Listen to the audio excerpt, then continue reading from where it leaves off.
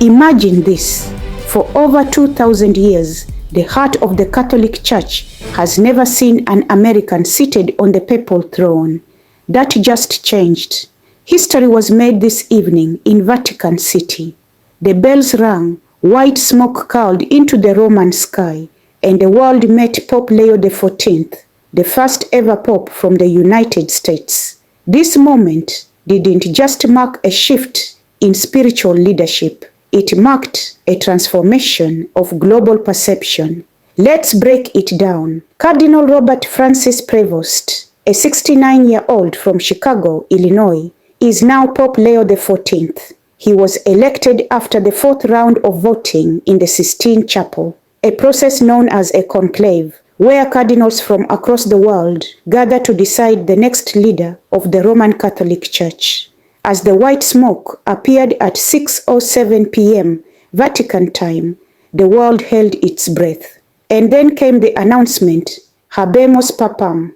We have a pope, but who is this man now wearing the white robes? Born in 1955, Robert Prevost isn't just American. He's a man of many worlds. He holds dual citizenship in the US and Peru. He's fluent in 5 languages, including English, Spanish, Italian, French, and Portuguese. And before entering the Vatican halls, he spent years working as a missionary bishop in Peru, a global man for a global church. He's also a member of the Augustinian religious order, known for their values of humility, education, and service.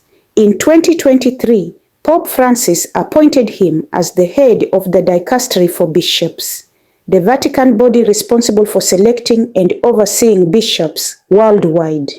That's a big role, and now Prevost has stepped into an even bigger one.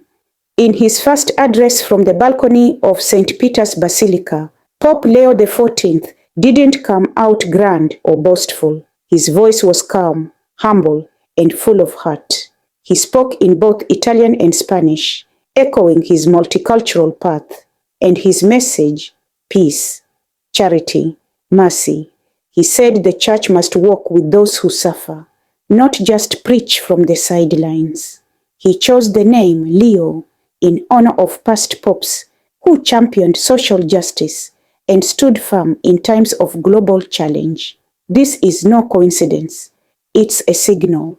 He wants a church that's more engaged, more present, and more willing to face today's real problems: poverty, migration, war, climate change, and inequality.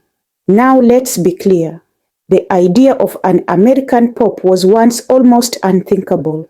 For years, there was hesitation in Rome about giving that power to someone from a superpower like the US. Would it tilt the church politically? Would it send the wrong message? But Prevost's election shows a major shift.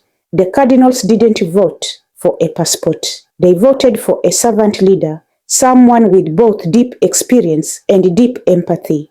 His long years in Latin America, his work in global church affairs, and his pastoral focus made him a bridge, not a barrier. His election also reflects a church that is slowly but surely embracing its global face. Catholicism is growing fastest in Africa, Latin America, and Asia. Having a pope who understands that, not just in theory, but through lived experience, could bring the Vatican closer to the faithful across continents. So, what does Pope Leo XIV mean for the church and for the world? Well, time will tell, but from what we've seen so far, he brings the soul of a missionary, the experience of a global leader, and the heart of a servant. He steps into the shoes of Pope Francis with promises to continue reform, fight injustice, and keep the doors of the church open, not just in word, but in action. And here's my view. This moment, a humble bishop from Chicago becoming pope, reminds us that faith, leadership, and change don't always come from expected places. Sometimes, the Spirit speaks through surprise, and when it does, the world watches and listens. That's it from the Vatican for now. Stay with Sauti Mzalendo for more updates as Pope Leo XIV begins his historic journey. From global headlines to local voices, we bring the world home to you.